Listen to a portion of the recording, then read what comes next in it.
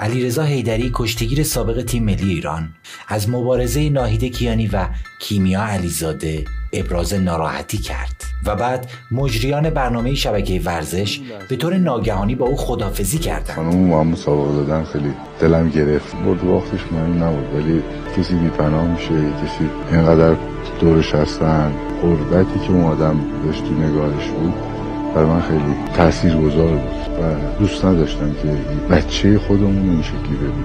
امیدوارم که این اتفاقات دیگه نیفته و بچه‌های ما با افتخار تو مملکت خودشون ورزش کنن. خیلی لطفا ما از آقای حیدری خداحافظی می‌کنیم و البته که همچنان در خدمت آقای توکلی هستیم. اگر نمی‌فرستیم در پایان آقای حیدری تنها بره، آقای حیدری تنها تشریف نمیبرن، همراهی میشن، مشایعت میکنن، همکاران پشت صحنه حسین آقا رو همچنان در خدمتتون هستیم. آقا در پایان خیلی لطف کردید. فکر آقای الفتی هم به جمع اضافه میشن. متشکرم. خیلی ممنون ازت. فدای شما استاد.